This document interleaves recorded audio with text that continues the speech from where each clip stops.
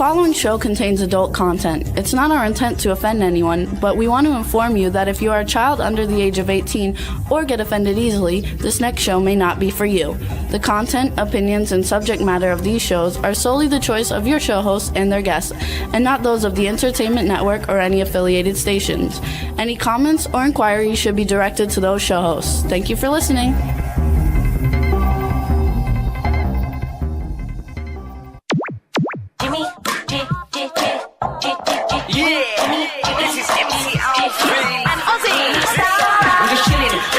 Sitting down and designing, where every man in a thinking, what are we gonna be wearing?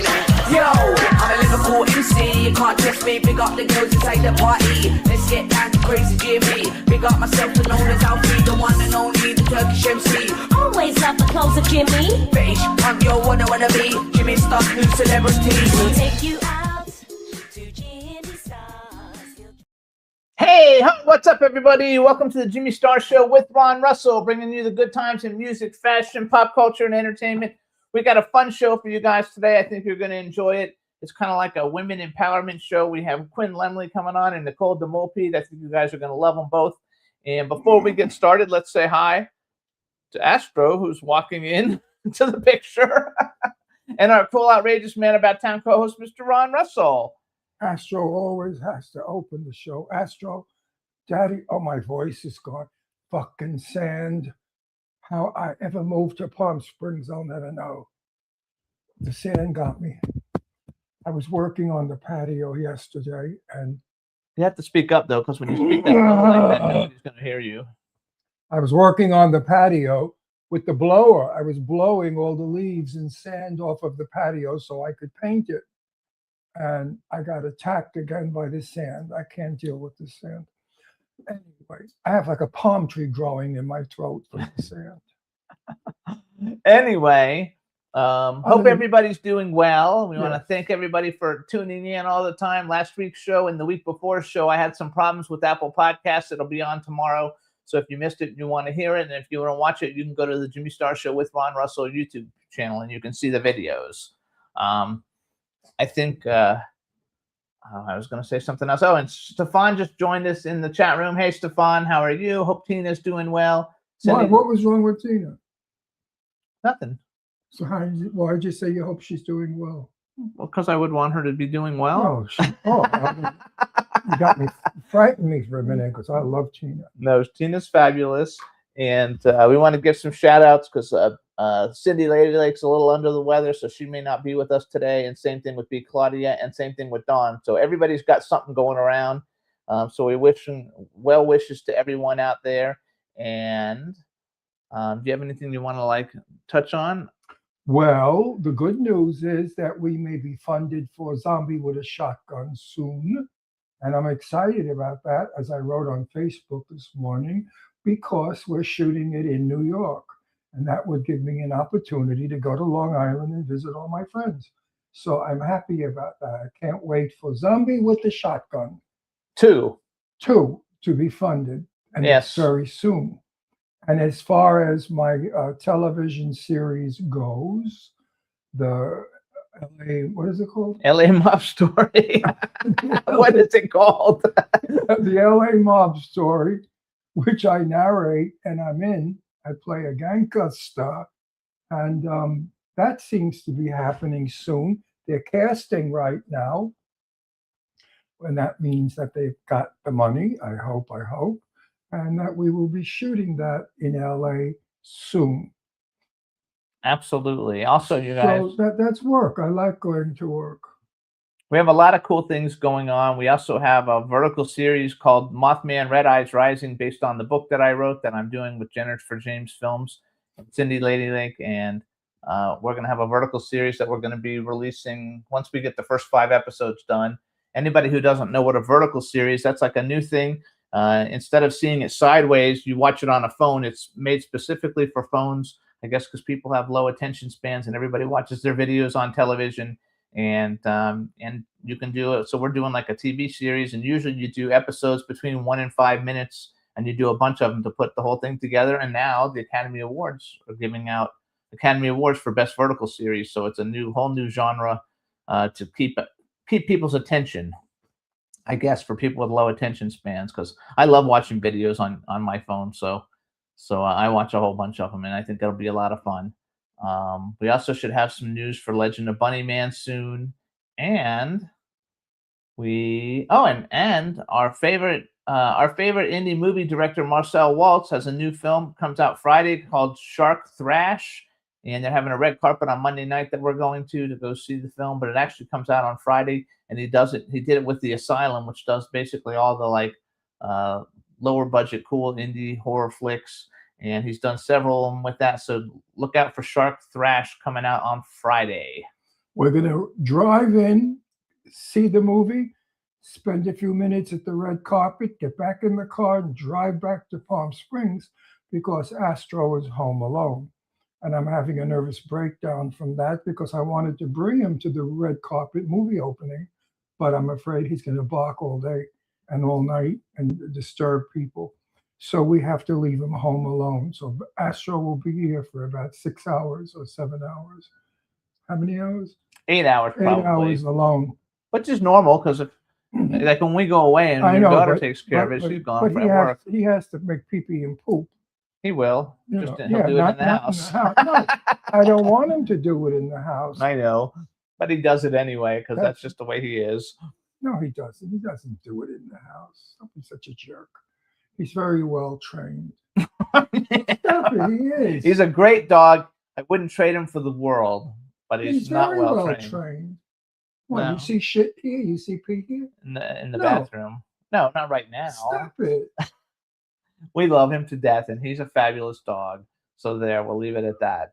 Well, that shirt's nice. I would like to have slip covers made for sofa for it. Looks like old 1945 It's Ralph Lauren.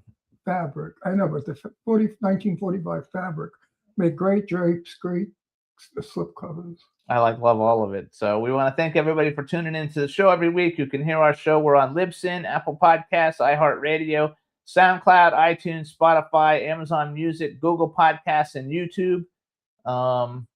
We're also on about 160 other platforms, but these are the ones everybody really watches everything on. So See on I that think you'll dig on it. the monitor here that I'm looking at, we look like we're embalmed. We look dead. And on your little laptop, we look terrific. That's the way and- everybody sees it. Oh, good. And you see us looking bronze. You see us dark, not like zombies. Right. That's it. That's what everybody sees. This is just what us and Juan, our Oh, fabulous because we engineers, see. look like shit on this monitor.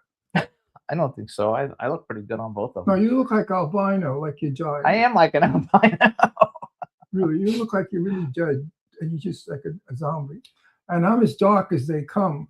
And look at me on this thing. I look alabaster. So this is stinky lighting or whatever. Well, that's how you look. Well, that's good. I like looking tan. Okay, so if you want to see what you look like, just look over here. Okay. too many monitors. I don't even like looking at me in the mirror, let alone looking at me on television.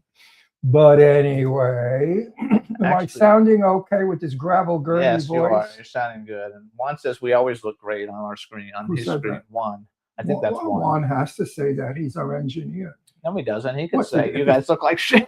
No, if he said that, Dean would fire him. So he's the poor guy is, he's threatened. No, Juan is great, you guys. We've had so many engineers. Juan is one of the Yeah. great ones. But our first, Our guy first one was, was the best. what was his name? Oh my God, I forgot. Chad. His first Chad. name was Chad. You guys. Chad. We had Chad for like 10 years or 12 years or something, you guys. And his memory still lingers. Yes. Chad was wonderful, and Chad passed away from stupidity. He was a diabetic, and he didn't believe in insulin or any of the medications. He thought he could do it through diet, and he actually killed himself because had he been on insulin and other medications, he would still be with us. He was fabulous. Rebel is fabulous. We've had a bunch of other ones. Some of them weren't so Right. fabulous, but Juan is fabulous, you We had guys. one we didn't like. I forgot who it was. We don't want to say who it is. I don't anyway. remember. I don't remember. We got rid of whoever it was. But anyway, you guys, we have been at W4CY for, I think we're going on, this is like our 18th year. 18 years of doing this. Could you imagine? We're basically, Plus, I was doing it about 10 or 12 years before I came on this show. So can you imagine all the people that I have interviewed? Over 4,000. It's amazing. 4,000 people have come by me. There's definitely a lot of them. 18 years is a long time, and add 18 another plus 10 10. is 28 years. 20, about almost 30 years I've been doing this. So it makes it a lot of fun, you guys. Mhm. And right now there's an airplane flying over us. That's why I love when Jimmy tries to tell me before we go on the air what to do. I think, Jimmy, you were like not even born yet when I was doing this. Maybe you were born, but you were little. You may be 10 years old.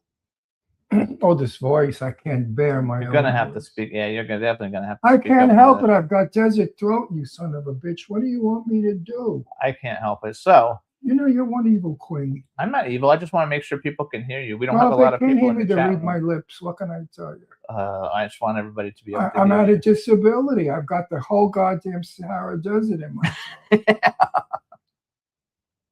It's hilarious. So I think, oh my gosh, there's so many. I wish all these people would know. All these people, you guys, when you hear those bings, I'm sorry, but that's when people send me text messages. It shows up on my computer. That's good. And there's a lot of them. And I just filled out this thing online for bathroom, for like bathroom what do you call it? What do you call it when they redo your bathroom? Redo your bathroom. Bathroom remodel. I couldn't think of it. And so now I shouldn't have done that Astro before the stuff. show because now all these people are sending me messages. There you go, Astro. So I think what we'll do Why are they sending you messages? for bathroom remodels. You remodeled the bathroom? No, I want to remodel a bathroom. I have no idea what the fuck you're talking about. Okay. We see that commercial on TV about modeling the bathroom. So I contacted one of those model The bathroom. shower. What's still that? They don't call Well, it. it's not the bathroom. It's a shower. Okay, but they don't call it that. They call it a Dumb- bathroom dumb remodel. dildo. And so anyway, so I've gotten like 15 text messages in the last 2 hours Saying what? from companies that want to fucking remodel the shower. Tell them to drop dead.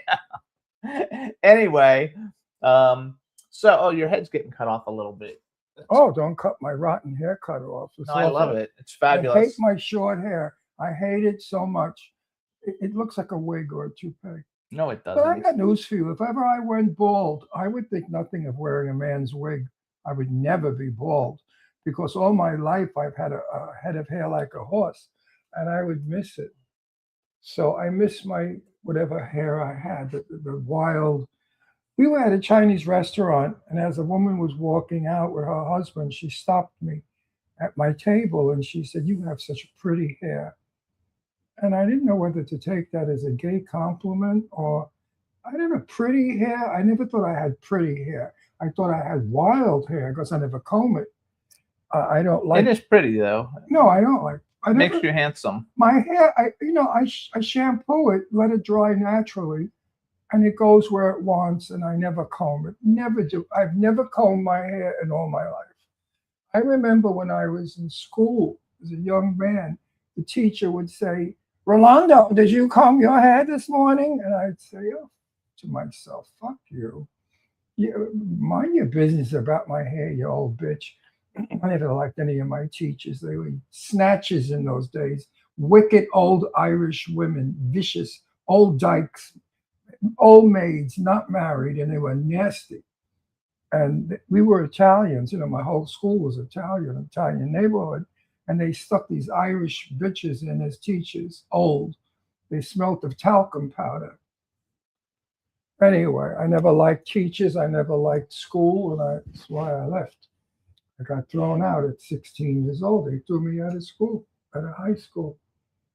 And I was so happy. As you're talking, your voice is getting softer and softer and softer. I was so happy that they threw me out of high school for misbehaving, which I didn't misbehave. That was their propaganda.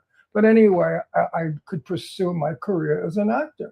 And that's all I wanted to do. I don't want to know about geometry and trigonometry and all that shit. But you would never have anyway, because you don't like numbers. It's too much. It's too much. It's unnecessary. I mean, where would I use trigonometry today? Nobody uses it. Nobody. I mean, unless you're an engineer, I got an A in it, but Listen, all I had to do was learn how to act. That's all. Speak and act. And that's what I did. I acted. All my life I've acted. And that's all I ever wanted to do. I never wanted to do it. and you're still doing it. What? I can't help it, Jimmy. No, you're still acting, not you're still. Jesus Christ. Because I was going to beat you up. I was going to beat you up on the set. Right now, I was going to start punching many gay punches in your face. So let's bring in our first guest. Yes. All right, let's bring her in, Juan. Hello. Hey, look at that sexy redhead. Oh. Look at you. Take the Hi, Ron. glasses Hi, off. Jimmy. Take the Hi. glasses off. Don't you know men don't make passes at girls that wear glasses? Now look at that. I was trying to Now look, look. you know, Now you're serious. very doable. Look at you. Wow. I love the glasses. You can put them on if Are you you need the them. one that does Rita Hayworth? Yes. I am, yes. Yes, I had a very good gay friend of mine who did Rita Hayworth. And he had the gown made that she wore doing Who Put the Blame on Maine. Put the blame And on he Mame, used- yes. And he would do it with the long red wig in the gay bars, and he was fabulous. He looked like Rita, and he sang like Rita, and he did Blame on Mame. Do you do Blame on Mame? Yes, she Of does. course I do, yes. I know you do. Can we see it somehow? No, because I have something else we're going to show. We don't have video of her doing Mame? No, not doing man. We have she has a brand new music video. First of all, we have to introduce her. All right, everybody. Now we want to welcome to the Jimmy Star Show with Ron Russell. She wrote vocalist, actress, producer. I wrote actress, singer, performer, speaker, model, TV show host, and producer. Quinn Lemley, hello and welcome back to the show. Well, thank you, Jimmy. I'm so excited to be here. And you I never like your met Ron, introduction so better now you- than mine. Yes, now you get to meet Ron finally after all these years. Hallelujah, hallelujah, hallelujah. Hallelujah, Ron. Nice to meet you. Anyway, what made you pick Rita? I met Rita Hayworth. You lived- did? Yes, I lived on Spalding Drive in Beverly Hills. And Mhm. Rita Hayworth lived in the building across the street in Penthouse 4. Okay? So I Wow. met her on the street. She was walking with her governess. She was old, and her legs were so skinny, and she had boots on. And I remember her legs looked like toothpicks inside these big boots. Meanwhile, she was like an old woman, wrinkled, with her hair was done very bouffant. The Mhm. moment I stopped her and said, "Hello, Rita Hayworth," she smiled. Then she became Rita Hayworth. Yeah. And the Yeah. poor thing, she said, "Oh, I remember you. You were over there last night with me. Weren't you?" I said, "Yeah, I was with you last night over there." She know the fuck she was. No, she was already gone with the wind. And then I remember coming home one night, and there was an ambulance outside of the building, and they Mm. were taking Rita Hayworth away. And it was sad That is because sad. she was, I loved her. Don't forget, I'm 86 soon. So Rita Hayworth was from my day. Yes. You know, she and Glenn Ford lived next door to each other. And Yes, when they did. when Rita was loaded, she'd throw empty bottles of booze at him over the fence. But she was crazy. Well, they used to torture each other. Love torture, right? Yes, love. And I knew Glenn Ford, so I was able to get stuff out of Glenn Ford. He did admit that he was madly in love with her once. He did. Well, they in my show, she says she probably should have married Glenn, but she I always don't felt think so bad because Rita had a problem. Drinking was her number one problem, really bad drinking. And number two was letting men abuse her. She Mhm. enjoyed being abused by men. And Glenn Ford, as if you knew him, was a very kind, gentle guy. He was a soft guy. I And met his son. You met his son? Yeah. That's cool. Oh yeah, his son is the one that I can't talk about it. Terry Moore is a good friend of mine, and her secretary was Glenn Ford's secretary for 30 years. Wow. So I got stories on Glenn Ford from Terry Moore's secretary. So hang on, I want to tell Quinn But I'm something. never going to He reveal it. doesn't know a whole lot about your show until we talk about it because he doesn't research anybody, just so No, you know. So we I will want- talk about your I show like in the a minute. I Then like he'll to- know. I like to find And- out about you the way the audience And does. the other thing that I want to tell you is that Ron has been been around a long time and he was friends with everybody, but his best friend before she passed was Jane Russell. Oh yeah. Oh, how wonderful. So he and Jane We- Russell, we hung were out buddies. together all the time in her older years. And She stayed at my house. I stayed at her house. We traveled together. so he has a lot of inside dirt on people because he was such good friends with Jane Russell. Well, I met Jane Russell. I met Terry Moore. I met Rhonda Fleming. I met Arlene Dahl. You knew all the redheads. I Yes. met Arlene Dahl was so wonderful with me on Geraldo. When I first started my career, I did a Hollywood thing and she was like, come here, babe. Come here, doll. We gals have to stick together. And she made sure I was put right in the camera. Oh, Yeah. good for you. Arlene was a special friend of mine. She was Beautiful. special. And Lorenzo, Lorenzo was between wives. And I have a very beautiful blonde daughter who looks like Michelle Pfeiffer, Grace Kelly. Wow. And I said to Arlene, you know, my daughter, I said, why don't we fix her up with Lorenzo? God forbid, she said, I would do that to Leslie. She said, my son only likes those bimbos with the false tits, ring on poles. She was a riot. Arlene was good.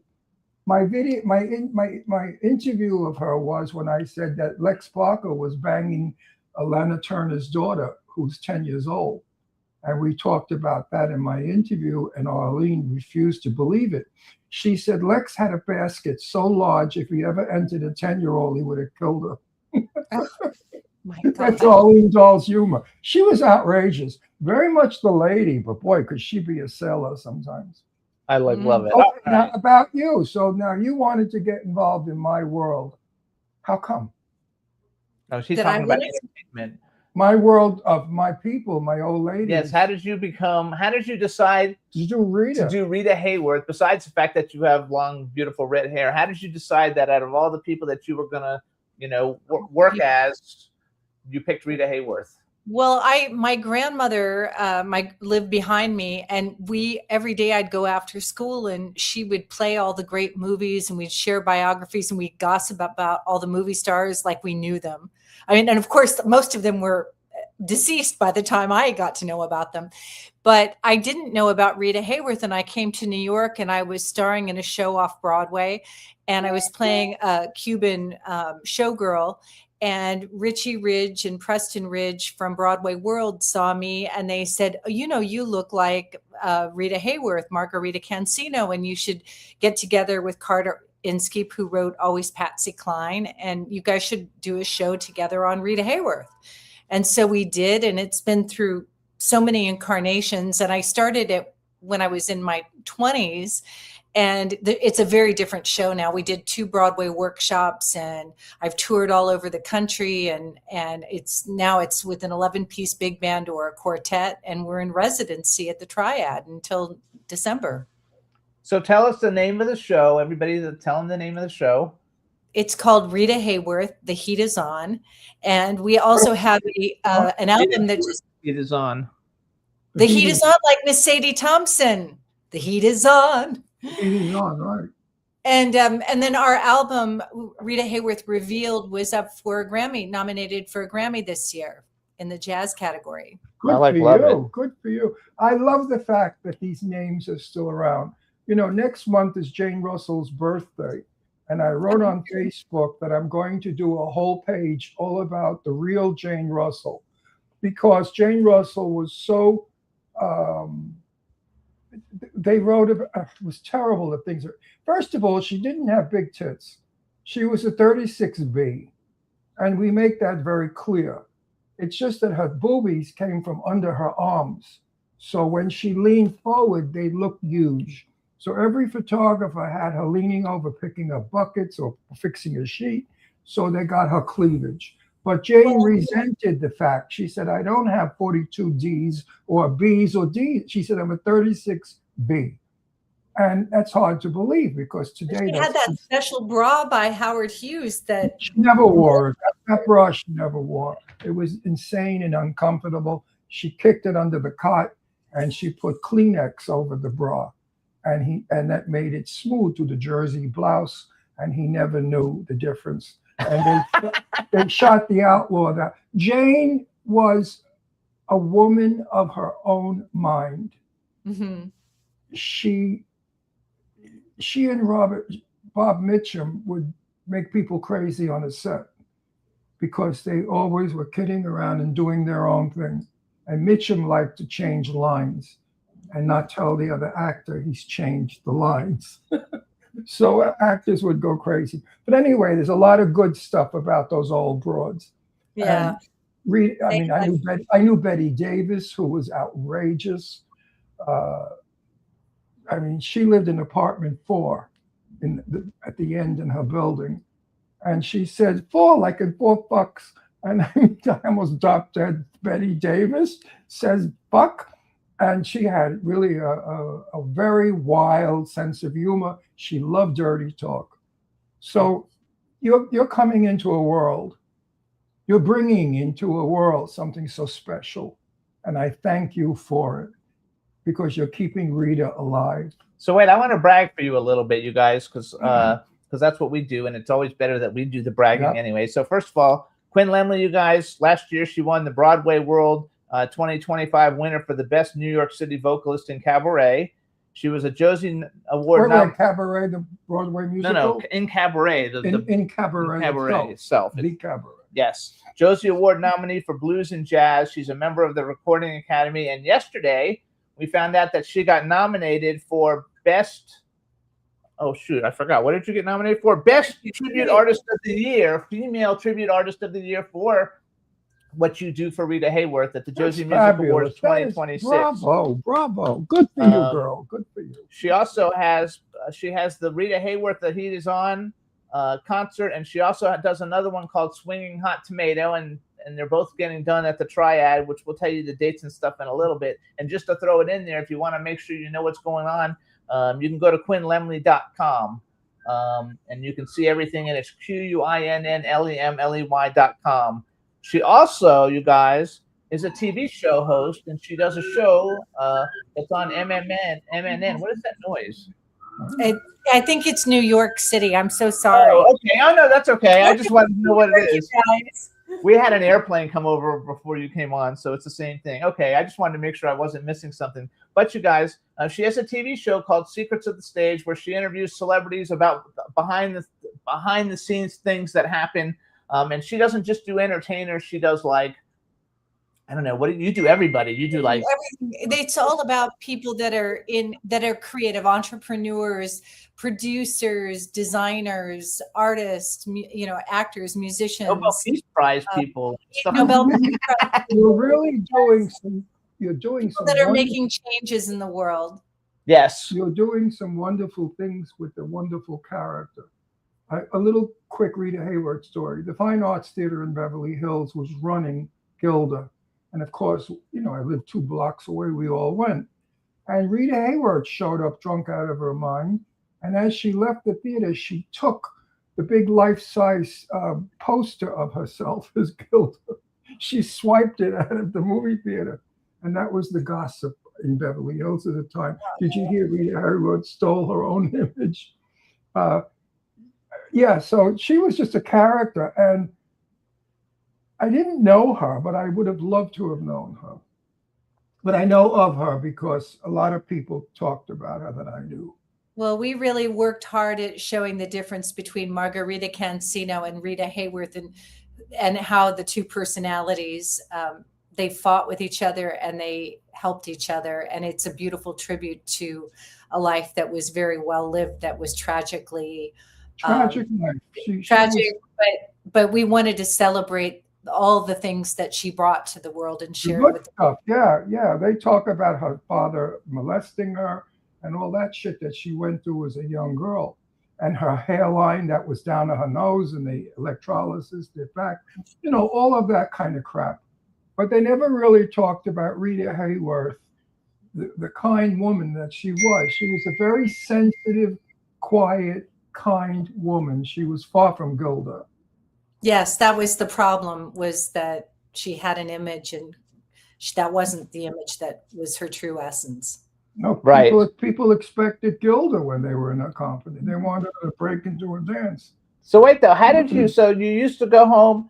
You would go with your grandmother and you would watch the movies. So how did that turn into that? To now I'm performing all over the place as Rita Hayworth. Well, it was crazy because we grew up in Indiana. There wasn't anything to do but wander Indiana and look at architecture because I'm from Columbus, which we're known for our architecture. And it was interesting because my uncle worked for RCA. So she had like all the latest equipment and 8 tracks and videos. And so this was way before, I was a little girl. And so we would just watch these movies and we would talk about these characters. But like I said, I didn't know with Granny Lemley about Rita Hayworth. I knew Betty Davis, and Joan Crawford was our favorite. And it wasn't until I came to New York, and I had just graduated NYU, and I was doing the show off Broadway, and it was set in the 60s. And Richie Ridge and Preston Ridge said that I looked like Rita and I should learn her bio. And back then it was very hard to get information, and because the studios controlled everything. So I went to the library and researched microfiche and read everything, because our journey was what makes Margarita Cancino different from me, Quinn Lemley, or Jimmy Starr, or any young person, or Ron Russell, like who Ron Russell, is a little person do you want to become? And then we have the celluloid tabloid Rita Hayworth, which was a manufactured image, like you said, Ron, and so that was what was interesting to us. I'm so sorry that I can't take you back in time with me. That I know. No, I want to just tell you the highlight of one of my days. I was dating a guy who was very in with the film in Hollywood. I won't use his name. He's a very important person. And he took me to a party at the Chateau. Mm-hmm. I walked into the Chateau on Sunset, and I walked into the ballroom, or whatever, the big room, and who I saw, I couldn't believe. I thought, oh, Jesus, I've got MGM here, I've got Paramount, I've got Warner Brothers, everybody's here. That was a star of whatever. And I was disappointed with a lot of them because they were common and drunk and not what they were on the screen. And I thought that was wrong, because you should have maintained that. Loretta Young was always Loretta Young, on the screen and off the screen. But I talk about Loretta Young in my show a little bit. Oh, I got stories about Loretta. We have a friend who lived in her house. We went in her house all the time. Yeah, we used to go to her house all the time for parties. Not with Loretta Young, but with the lady who bought the house. In her house. Yeah. Oh, I've got a lot of stories about Loretta Young. So wait, I want to go back about everybody. You know, the queens in Hollywood, all the gay guys, they love to gossip, and the minute they get a dish, it goes all over. So I used to avoid that because a lot of time it was bitchy. If anybody ever said anything about Jane Russell, they were in trouble with me. Yeah. And I'm sure you're like that with Rita, right? Of course, I protect her. Yeah, isn't it wonderful that we do that? I love you, by the way. Yeah. No, I think you're so much a part of my past. It's so nice to see it. You're making me very happy, and I'm sure you make a lot of people happy my age that go to your show. So, because if you didn't know Rita, you make people know her, and that's wonderful. Thank you. That's really wonderful. So you have a new album that came out last year, Rita Hayworth Revealed. Tell us a little bit about the album, and then tell me, is The Scene of the Crime actually a song that's on that album? No. Oh, I have to tell you about my new world. Oh, Jimmy, This is so exciting. And I have another one releasing next week that I cannot wait for you to see. So Rita Hayworth Revealed.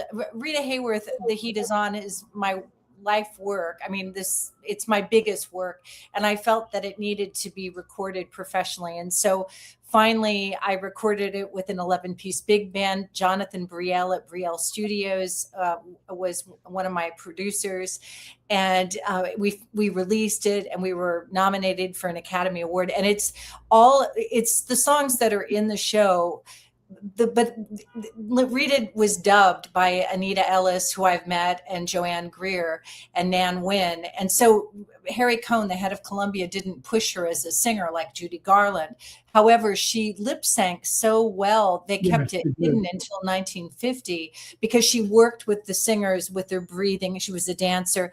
So it was a big secret, and it was a source of contention between her and Harry Cohn because she wanted to sing. And so when I was producing the show with my late husband, Paul Horton, we wanted to open up the repertoire so that it was the music that was the soundtrack of her life. So I wasn't limited to, things like Trinidad Lady or obscure songs, that I could open it up to Lady is a Tramp. And she also performed Put the Blame on Me, Amato Mio, but Bewitched, Bothered, and Bewildered, Long Ago and Far Away, I'm Old Fashioned, songs that are, they're such standards. And so with this 11-piece big band, it's really a beautiful album, and it's my homage and tribute to the show and to Rita. And but Scene of the Crime, ironically, is not from that album. It's original music that I wrote with Bob McDowell, and who's passed away. And it's from an album called Dance or Die. And Ron, you would love this because it's an homage to all the film noir femme fatales and that world of in Hollywood and in New York of high society, low society, gangsters, sex, music, bootlegging. And so all of these songs have these wonderful stories. And Scene of the Crime is it's a 5-minute song. And I did this whole story. It's so weird to see myself through an AI lens. And I did it with these two women that are film producers, and we did it all with AI. And it is absolutely, it's a whole nod to film noir in Technicolor. I love it. And another Rita Hayworth story. Maybe you know this one already. Rita Hayworth had a wonderful head of hair. Mm-hmm. When she was doing Gilda, her hair would not do what they wanted it to do. So she wore a wig because the wig could fall forward when she did that with her head, and that's what they wanted. So that beautiful head of hair on Rita Hayworth and Gilda is a wig. And wow, also, I didn't know that. And here I've spent my whole life trying to look like that. No, she was. Rita was. What am I doing wrong? As the story goes, she was not happy with the idea, but they insisted that the wig would work better, and it did. Mm-hmm. Also, I don't believe that Rita was singing Mame. She didn't. It was dubbed by Anita Ellis. It was she was dubbed. She's saying but it is her vocals when she's playing the guitar. Yeah, that is her. Right. Wait, I want to go back to Scene of the Crime. So, okay, because this is the first time I've seen tons of you live performance videos of you, but this is actually your, as far as I know, this is your actual first music video. That's an actual like commercial, like it would be on MTV or something. Music yes, video. It's my first video, and I'm just so excited because it's like a movie, a film noir movie, but the song, I mean, we really set it up so it was this whole noir murder case, and this woman that she's all in red, and she's the lady who's the scene of the crime. And it's just, and it's all about, with a lot of my music, I switch things that tend to be, a little sexist or whatever, to be female empowering. And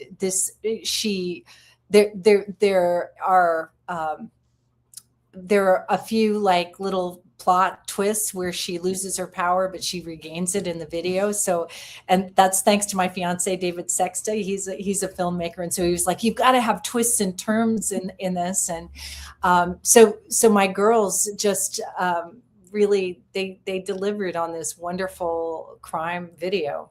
And I'm coming out with Tom Jones's She's a Lady by Paul Anka that will be released next week. That's all about it's from my show Burlesque to Broadway, and it's going to come out next week. And what's fun is that it's about me now as a performer, but it's all this footage of all the struggles that Ron, I know both Jimmy and Ron, you can relate to the equity calls and the SAG cards and standing in line waiting for your 5 seconds of reading or singing, and just the struggle of being an artist, and finally things push. And so it's a really fun tribute to stepping into your own power.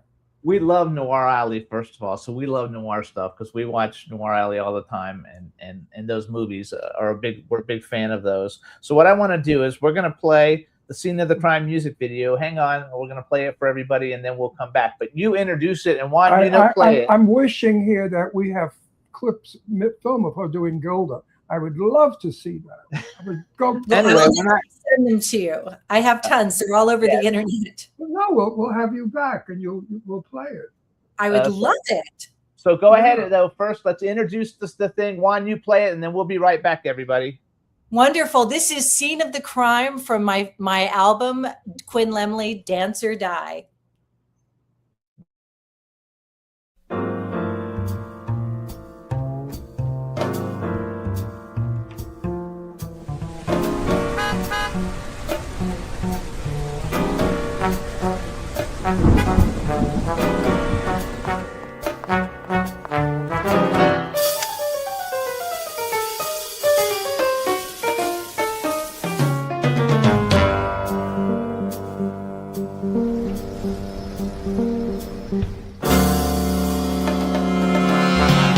Red dress, heads turn.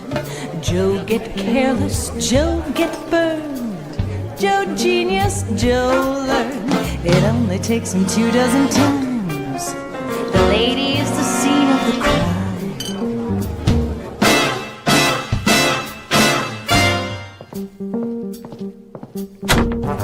Stepping out on the sly, she's his airtight alibi. Come judgment high and dry, and guess who ends up doing the time? The lady is the scene of the crime. Those what know her, let her be. She's danger in the first degree. Trouble wrapped in Givenchy, looking out for number one. The lady's gone.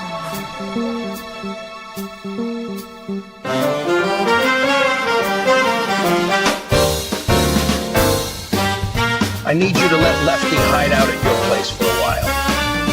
Why? Because I said so, that's why. Welcome to the Plaza Hotel,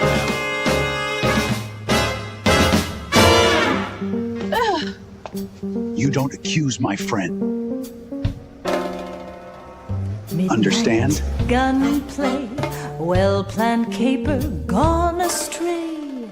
Cop a tip off, someone pay, and who's behind it, bet you a dime. The lady is the scene of the crime.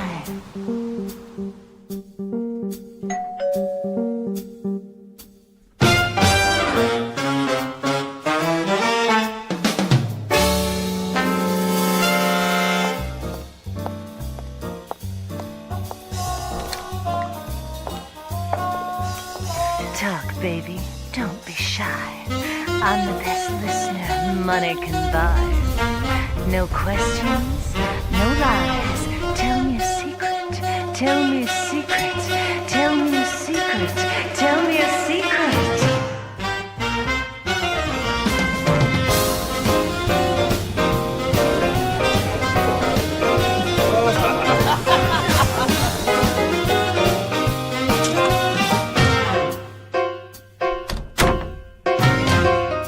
I'd like to cash out my account, please.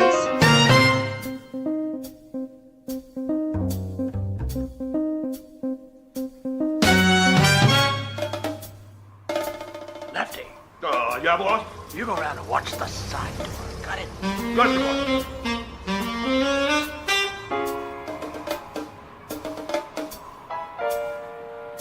Weasel. Yeah, what? Yeah. You cover the back. Got it? Yeah, gotcha, boss. Whatever you say. Dollface. Dollface! Yeah, what? You stay here and watch for the heat. Any coppers on the face, you whistle. You know how to whistle, don't you? Whatever. I break in through the roof. Got it? Gotcha. Let's go.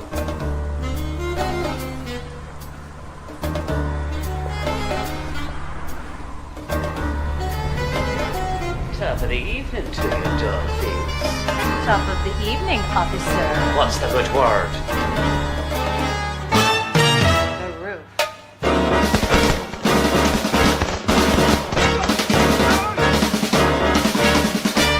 You have the right to remain silent. Anything you think. Turn to your Play left. safe, play nice, play with fire, pay the price. No prisoners, heart of ice. And who's behind it? Bet you a dime. Mob boss cuffed after botched Lady caper. is the scene of the crime. Those what know her, let her be. She's danger in the first degree. Trouble wrapped in Givenchy. Looking out for number one. The lady's gone.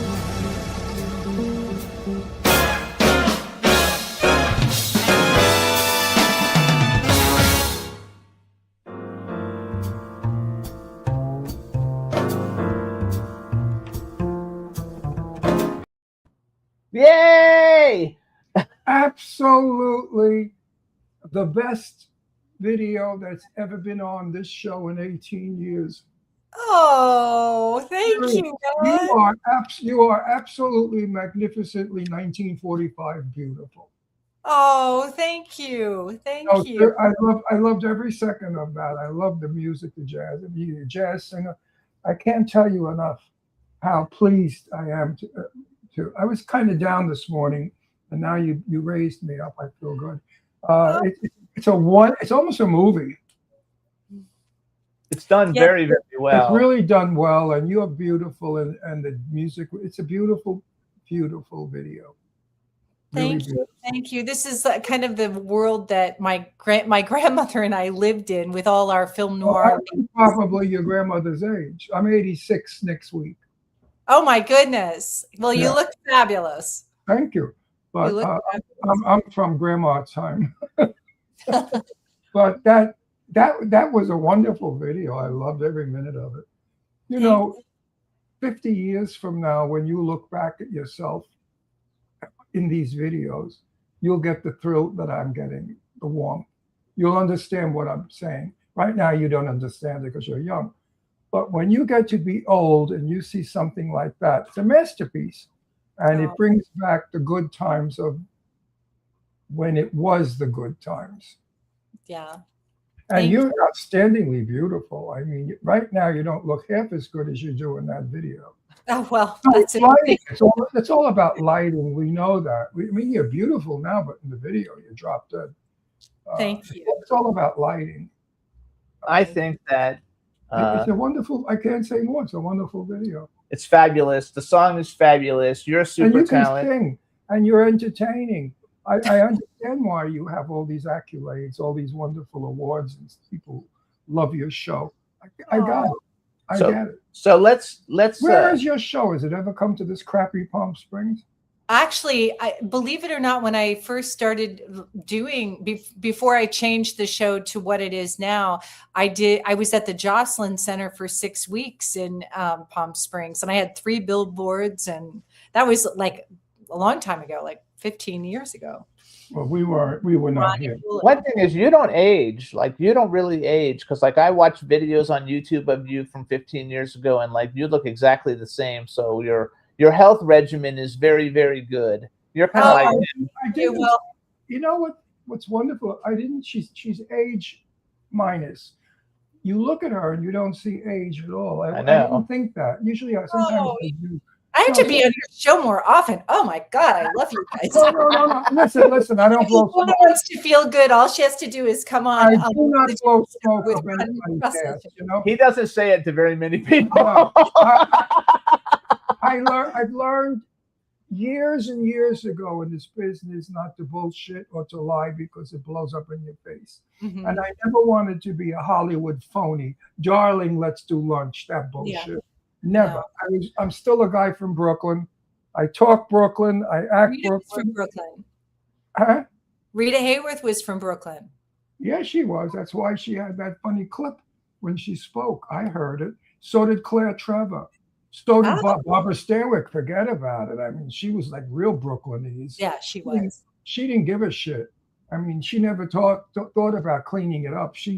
That's who she. I love Barbara. I've never met her, and I'm so sorry I never did because I love her to death. He loves Barbara Stanwyck movies. One of the greatest actresses of our time, and she was a Brooklyn girl. Tough. She was a tough dyke. Yeah. From Brooklyn. So hey, I want to go back. All right, you guys. So Quinn has a lot of shows, and we're going to touch on some of the other ones that she does, that she produces and Yeah, I directs. want to answer the one. Where did Quinn come from? Oh, well, you're not going to believe. You mean the name, or where did I come? Where was I born?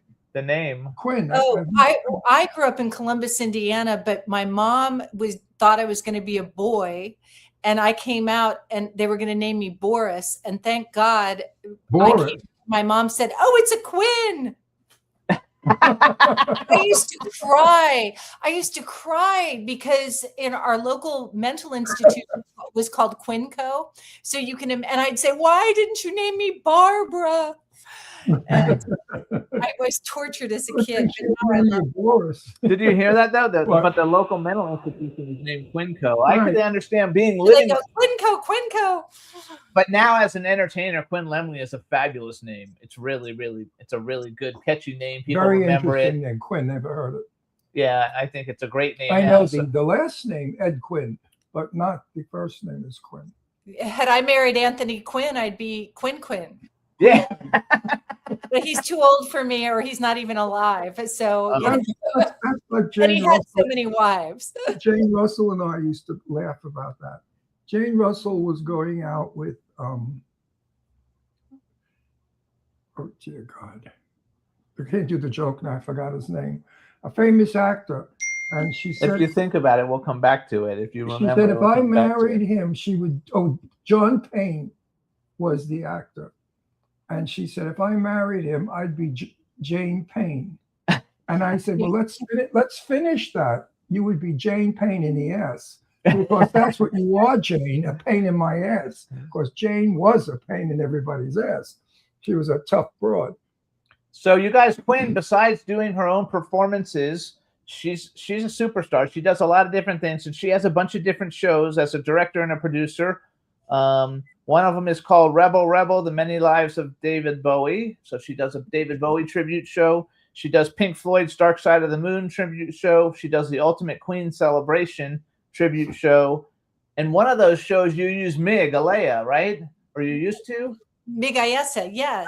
Yes. I love him. Ayesa and Garrett Keenan. And we did have Mark Martel and Yvonne Pedneau. All of my artists are endorsed by Brian May and Roger Taylor, and it is the best Queen tribute. We're going to be playing a big festival in New Jersey in July, and we're going to do a residency at the Triad as well, a little teaser, a showcase, and then we go back out on the road. But it is like all of my musicians are the best in the business. They're with Blue Oyster Cult, they're with Cher, they're Rock of Ages. It's all about the musicianship of the music of Queen performed. Mig Ayesa and Garrett Keenan are just phenomenal frontmen, and I it's not an impersonation of Freddie Mercury or anything like that, but it's musicianship at a level that just brings audiences to their feet. We play casinos, performing arts centers, fairs and festivals, arenas. I have to just. Are you ever bringing the Rita Hayworth show to LA? I'd love to. I've never played LA. I did Thousand Oaks Theater. I want to come back to Palm Springs. I'd like to bring the show, and I'd love to come to LA. Yeah, I don't understand why anybody would want to come back to this friggin' desert. You can't stand. I love Palm Springs. Oh, I hate it. I hate it with such a venom. It's the most boring, pretentious, stupid place I've ever lived. The gay people are so like, I don't know what, cartoons or paper. Anyway, I don't want to talk about it. I want to go back because you interrupted me. I want to go back to Mig. He doesn't like, but we're actually trying to sell. We're going to sell our house soon and move back to the East Florida. Coast, actually, so we can get closer to his daughters. My daughters. And stuff. Oh, wonderful. But so I don't know if but you wait remember. a minute. The reason why I keep asking where you go to a pair is because I want to come and see. So your we're going to go show. to when we go to New York to visit your sisters, we'll go see her. I mean, your daughter's not your sister's. Yeah, Jesus come Christ. in Your daughter. July. Escape your 120 degree heat and come in July. Yes. It'll only be 90 degrees. Yes. So wait, I want to go back. So first of all, because it's so funny because you were coming on today. So I have like 15,000 songs on my phone, and I just every day when I'm doing anything, I just hit to shuffle them. And literally in the last 2 days, Mig songs, like 10 Mig songs, came up on my phone. So They're like, and I don't know. Did you remember? So he was like tried out to be. They had a TV show. I don't know if he was Rockstar In Excess or Rockstar Supernova. I think it was in excess. And Garrett is a protege of Hugh Jackman, but he grew up watching Mig, and it was Mig who got me Garrett. So we're like this whole family, and I have to say, I mean, his talent. Mig is so talented and so charismatic on stage.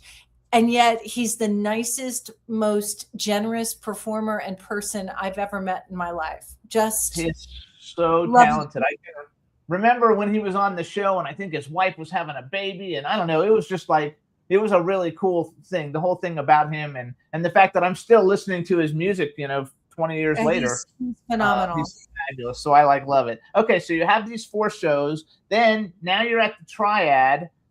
With 2 nights, 2 sides, 1 artist. So let's tell us, what is the Swinging Hot Tomato show? Tell us what that one is. I know it's on June 5th, September 17th, and December 10th. Yes, I'm doing Swinging Hot Tomato, where I'm just being Quinn. Jimmy, we've known each other for a while, and I've been doing Rita a lot since my husband passed away, and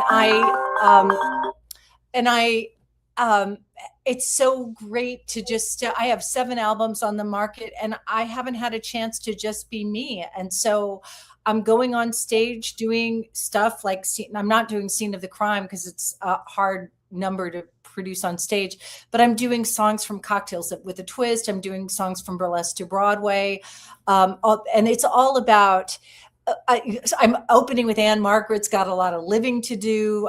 C'est Si Bon, Eartha Kitt. I'm doing a lot of Eartha Kitt, but they're all songs about living life to the fullest, loss, love, and renewal. And that's kind of been my story the past 3 years. And I just living life, and I've had so much loss. I'm just ready to embrace. Wait a minute. Hey, do you do Rita Hayworth's Amore Mio?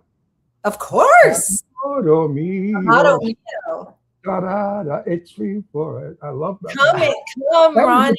She did a good dance number in that. Wait a minute. Weren't her costumes beautiful? You could wear those gowns today. Couldn't you? You could wear her gowns today, and people would not know that they were from the 40s. It really marketed her well. Yes, so Jean-Louis was her designer. Well marketed. And I know that you're doing the same thing. You have to market well, or you're going to look stupid doing Rita Hayworth. You have to do it perfect. And that's why I want to come and see you.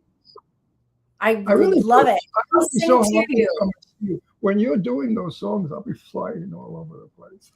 Okay, so what is it? So basically, when you're doing the Swinging Hot Tomato, you're doing songs that you've recorded on all your albums, and when you're doing the Rita Hayworth, The Heat Is On, you're doing songs that are like Rita Hayworth songs. Yes, they're all from Rita Hayworth, from the song that's her playlist. Her is Rita Hayworth, and from the album Rita Hayworth Revealed, Swinging Hot Tomatoes. I'm also doing some new stuff because when my husband was alive, he asked me to direct the Ultimate Queen celebration and Rebel, The Many Lives of David Bowie and Pink Floyd's Dark Side of the Moon. And I was never allowed to listen to rock and roll as a kid. Gregorian chants, Barbra Streisand, and Broadway. That was it. And so I was like, who am I to do this? And he's like, who are you not to do it? So I did all this research, and I'm actually, David Sexta is going to guest star on the show in about 5 numbers and playing guitar. And I'm going to do some Bowie. I'm going to do some Queen.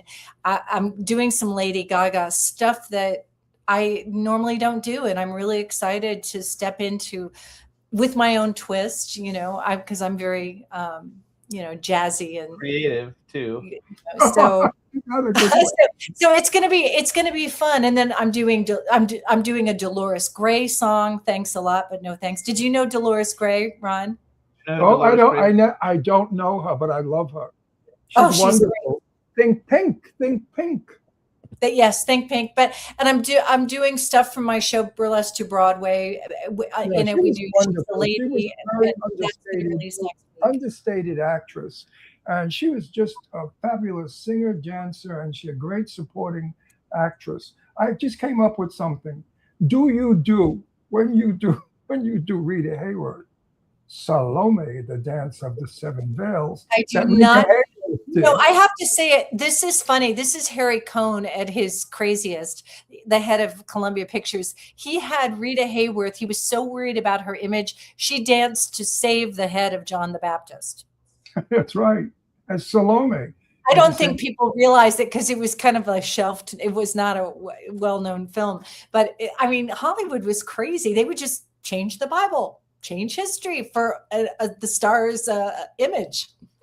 Yeah, well, they did everything to suit the star, not the star to suit the story. Exactly. And I know that because I've been on a lot of sets when some people were working, famous people. And I would hear them say, "That's not it. We're doing it. We're not doing that." And then there'd be a big fight and a big discussion. And usually the star won. And the writer would have a fit, but it's not how I wrote it. And then she'd say, "I don't give a fuck how you wrote it. It's how I acted." They were wild. This was Harry.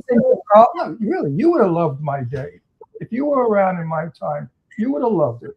I know, Ron. Sometimes I feel like I was born at the wrong time, but right now I think I was born at the right time. No, I think you're born at the right time. You're keeping it alive. You know what? You're keeping my history alive. It's history. I fight. This is my cause. I have so many other actors that join me in this celebration of our era. It's being forgotten. It's being molested. It's being changed. It's being whatever. They're doing remakes of the great movies. I mean, how dare they make The Letter with Bette Davis twice? That stunk. That's a classic. Now Voyager, classic. Gone with the Wind. You cannot change these films. You can't add to them. How dare you make Gone with the Wind again with some stupid broad that looked like Humphrey Bogart? I mean, really and truly, leave our era alone. We were classic. We were wonderful. We were original. And then when they say the acting today is better, no, it's not better. It's just more vulgar. It's trash. Julianne Moore sitting on a toilet bowl having a dump and then wiping her butt. I don't have to pay to see that. That's not Hollywood. And yet she did that in a movie. I was appalled. I wanted to call her and tell her, but why hurt her feelings? What's wrong with you, you stupid bitch? You have to be in a movie doing that? My Day, we didn't do that. You never saw a toilet bowl in the bathroom. You only saw the sink in the bathtub. Notice that. The power of the mind, the theater of the mind suggestion. Yes. Okay, and they had 1 foot on the floor and 1 foot on the bed. You never saw tits and ass in any of our movies. We didn't need it. We knew what was ocean would come in. We knew what that meant. Right. And it was nice. It was decent. It was clean. Now films are disgusting. They're next to porno. I don't think you need that. What? The audience is so stupid that they don't know how to hear a story. They have to just see things that are wrong. Well, that's why I'm having so much fun doing these little music videos. It's you can suspend belief. No, but there are people like you that are bringing forward today what was yesterday that is worth seeing. And that's why I appreciate you, and all of my friends that will see you after I talk about you will agree. They'll say she's doing a fine job of bringing what was wonderful today to today's audience. I can't believe that an audience of gay men, after seeing you do Gilda, don't go home and do Gilda. It was so funny. I was in Calgary during my show Burlesque to Broadway, and this guy that's the most famous drag queen in Calgary, he came up to me and he said, I have your album Sirens, and I do you doing I Want to Be Evil. And I was like, wow, that's the greatest thing somebody could ever tell me. I I impersonated Like, Jane. if No, I were looking- you, I'd do Eartha Kitt because she's pretty fabulous. And he's like, no, I like throwing around the red hair. Actually, Juan, Looking at me as a man, you can never believe that I impersonated Jane Russell for 30 years. I worked all the nightclubs. And Juan, throw the picture up if you can find it of Ron as Jane Russell. There's, I think. There you Oh go. my goodness. Look at you. Yeah. You've got the expression too. Ain't there anyone here for love? I Well, love it. You know, I loved her. Thanks, Juan. I loved her since Thank you, I was Juan. 16 years old. I fell in love with her when she did Looking for Trouble in that bikini, whatever, bathing suit with the boobs bouncing. The movie was in 3 dimension. So could you imagine seeing Jane Russell in color in 3 dimension 3D. with her 36 Bs jacked up to look like 42 Ds? Wow. Anyway, when I met Jane, I showed her my pictures of me as her. And it was one of me in a bathtub with suds. And I said, I hate that picture. She said, yeah, I wish I looked that good. I almost dropped dead. I could have died on the spot. That hear Jane Russell say she wished she looked as good as me. Anyway, from that, Jane and I became the best of friends for years. We really loved each other a lot. I think she was so flattered that I impersonated her because I told her, Jane, I only did shows for money for AIDS. I raised over $150,000 one year for AIDS that we gave to the Elizabeth Taylor Foundation for AIDS. I said, so God made you so I could impersonate you to make money to help find a cure for AIDS. And that made her, because she's very religious. And I thrilled her to death. She couldn't get over that. So I want to go back. So you guys. And now yours, Rita Hayworth, if she's anywhere, she's loving you.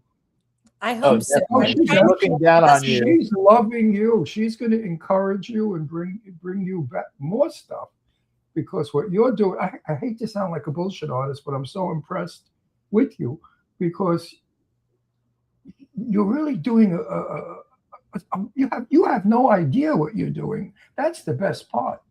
You're just an entertainer, a performer, but you have no idea what you're doing because you're bringing a piece of history into today and showing the stupid people today that you don't have to get a blowjob on a stage to impress. You could be clean and sexy and beautiful as Rita Hayworth, not trashy like some.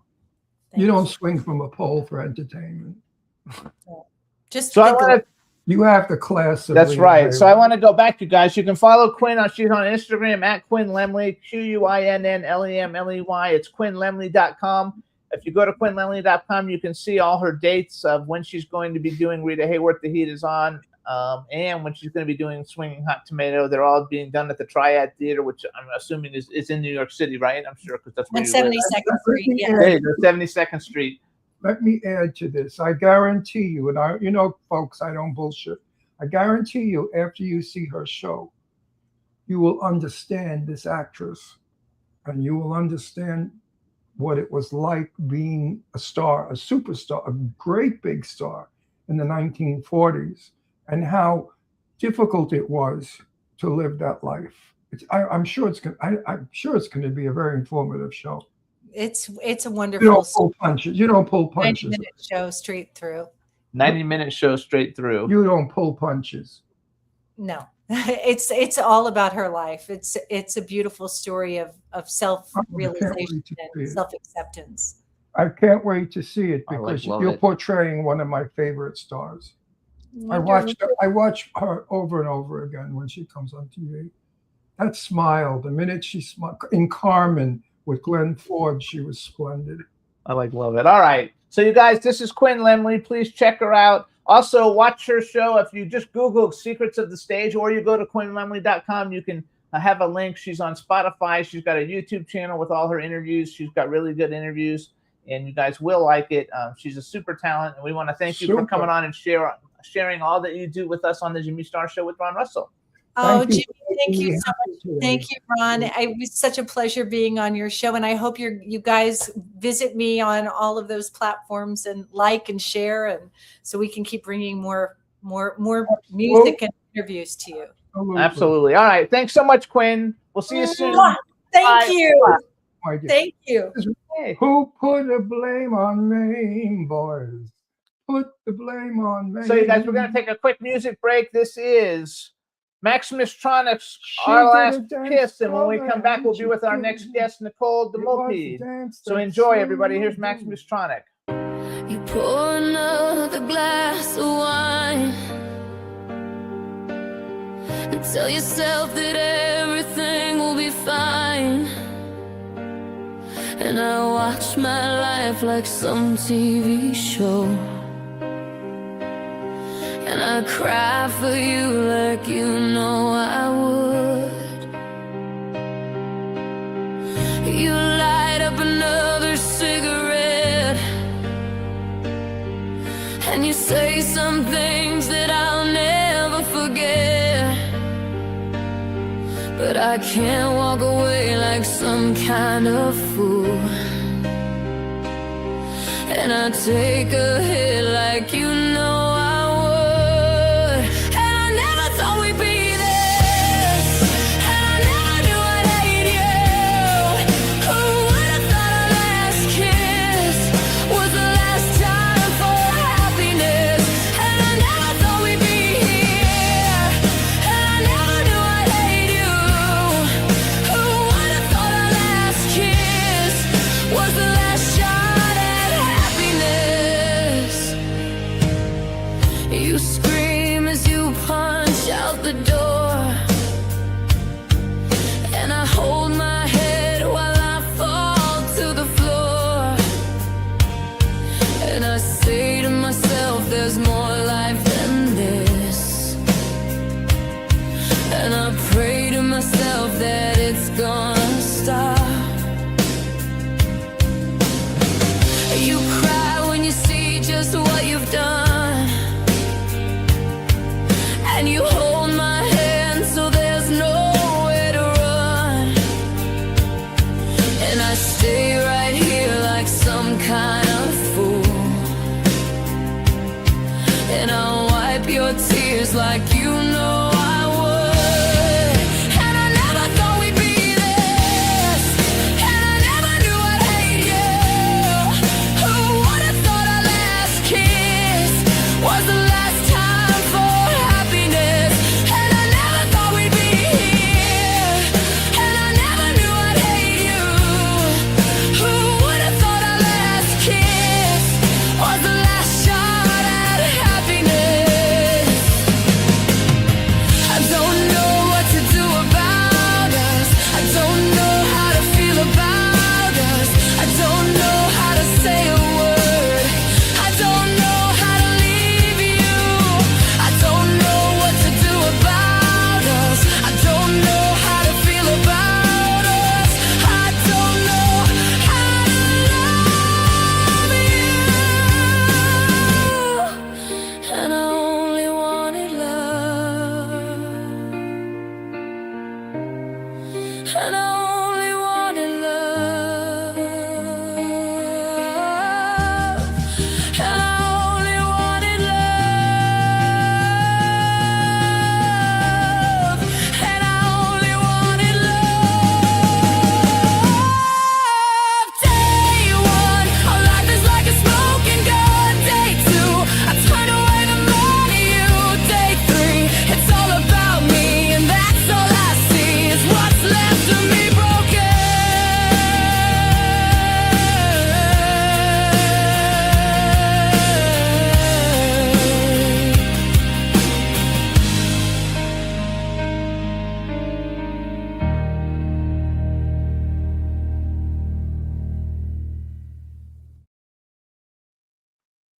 So, everybody, that was Maximus Tronic's Our Last Kiss. And now we're going to bring on our second guest. So let's bring her in.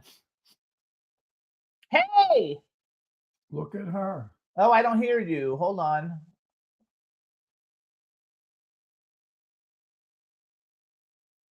Nope, I don't hear you.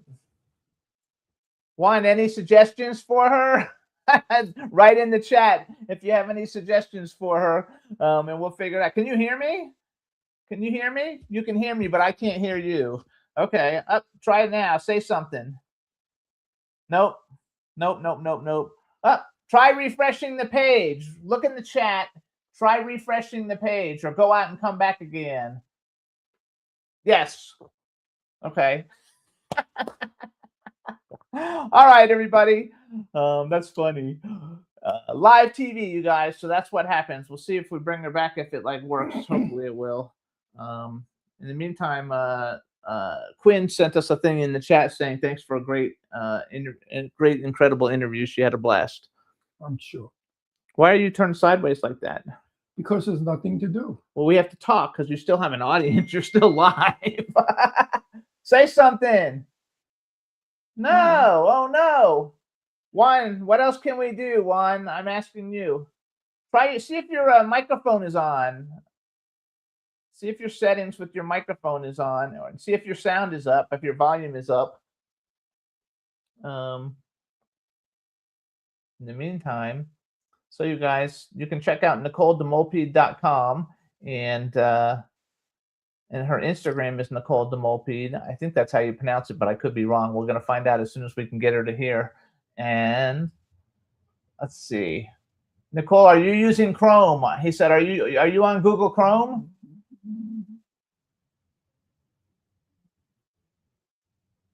You can write. You can try writing in the chat. Look in the chat because he's writing you little things, and you can answer him in the chat, and we can see what to go. In the meantime, while they're working on that, we will. Why aren't these things tested before we go? Because we don't have time to do that. Should. No, it takes too much time.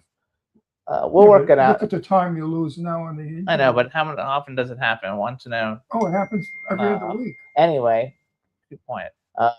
Okay, I'm not sure. Are you using Chrome? Do you see his little message? Are you using Chrome? You're not using Chrome? Yep.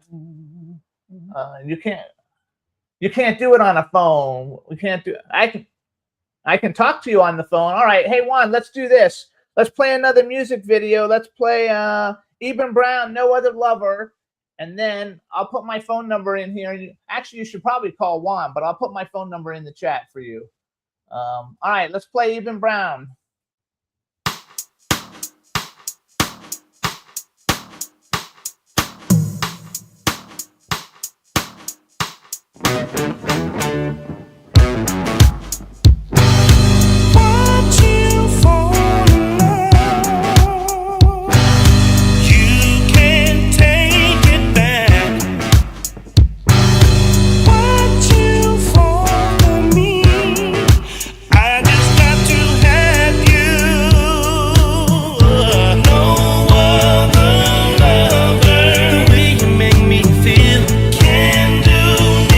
Something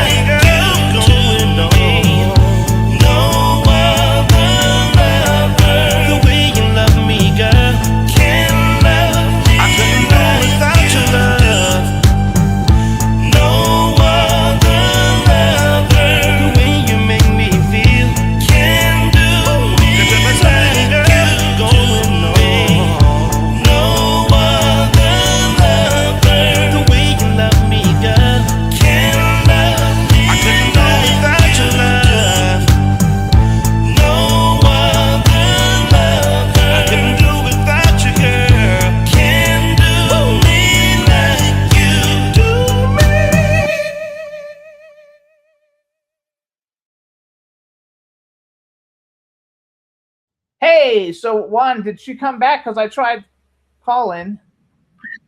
Say something. Can you hear me? Can you? How about now? I just tried Yes? calling you, so yes, we can hear you. All right. I just Oh had to my- do a little tech support here. There you go. So I'm assuming that while we were playing the song, you were talking to Juan. Actually, I wasn't. I did it on my own. Okay. Good for Good you. for you. Thank you, Juan, though. Uh, Sorry well, about that. That's okay. So let me ask you, is it Demolpede? How do we pronounce it? Close. Demolpier.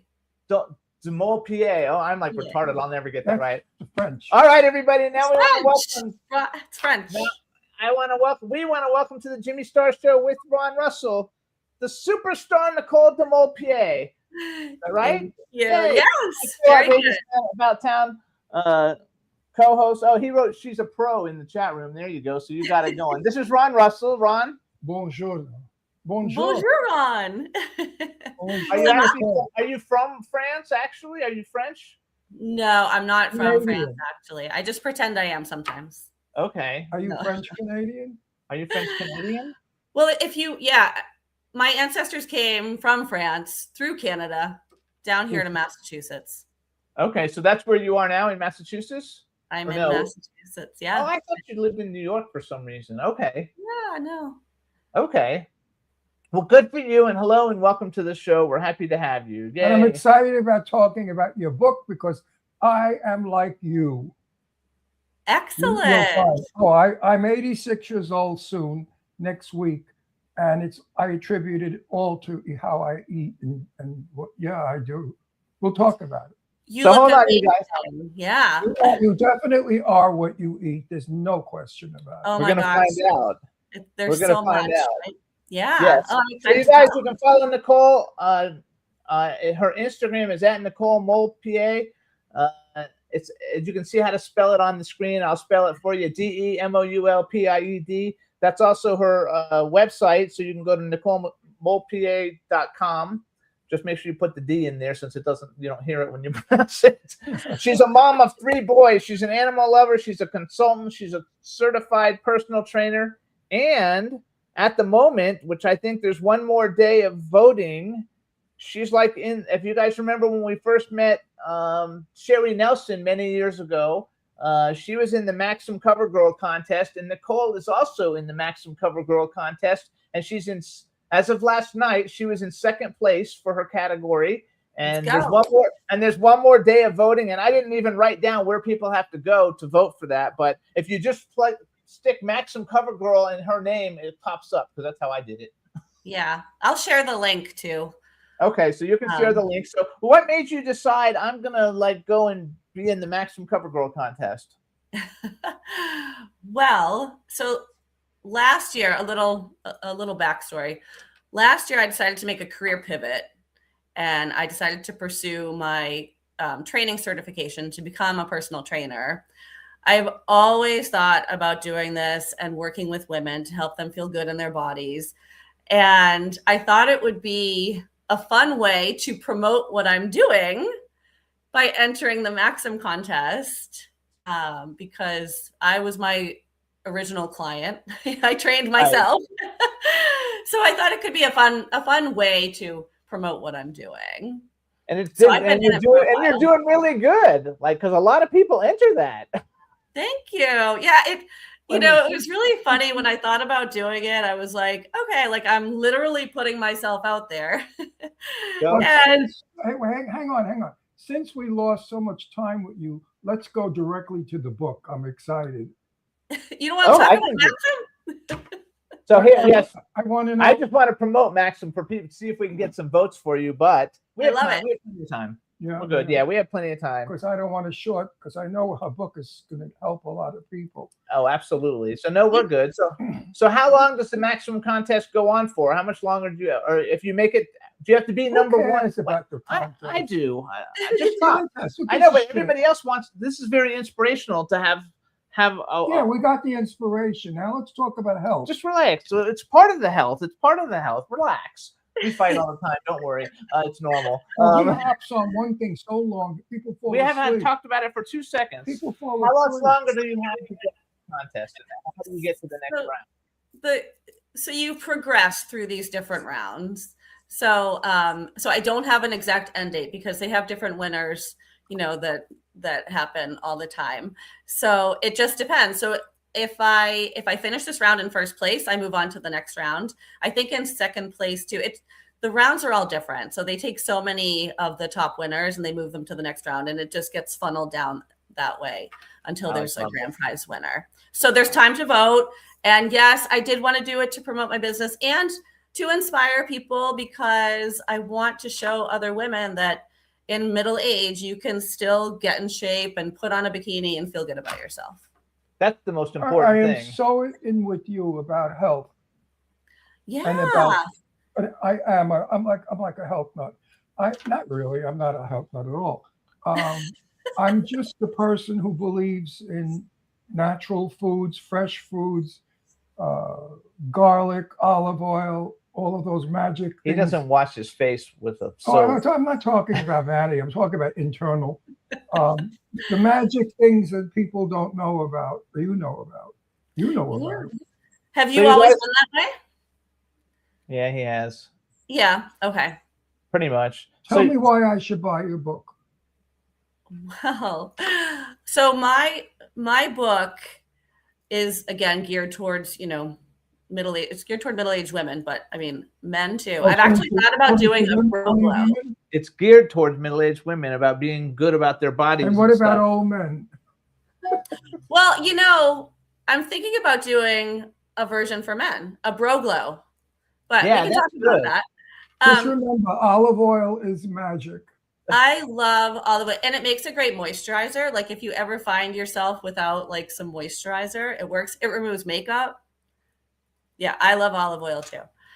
My book, I really wanted to simplify this idea of having a glow up or a rejuvenation when you're middle-aged, because I think a lot of women find, they hit their 40s, their kids are growing up, or they've been so busy with their careers or everything that they've neglected themselves and they've gotten out of shape. Maybe they've let their skincare go. They're noticing, fine lines and wrinkles and other, scary things, but it can feel really overwhelming to try and tackle all that at once.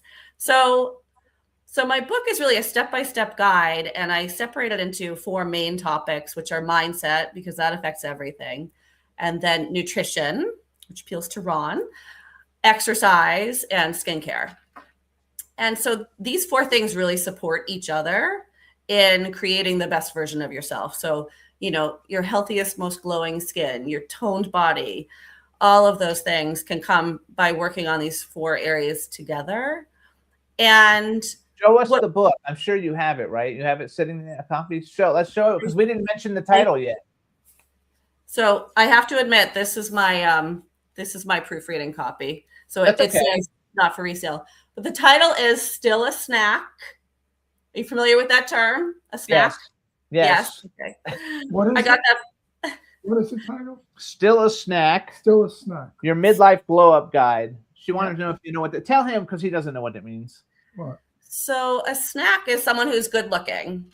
So they're so yummy you could like scarf them down like a snack.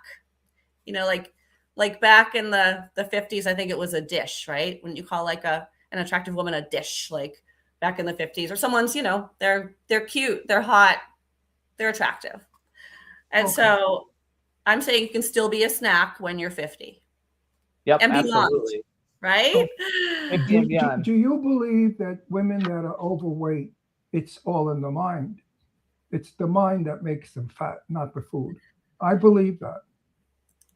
I think it can be complex. Sometimes there are other things going on, hormonal issues, medical issues. There's a lot that can play into it. I'm talking about women that are fat, because I have so many lady friends that got divorced and went down to a size 2.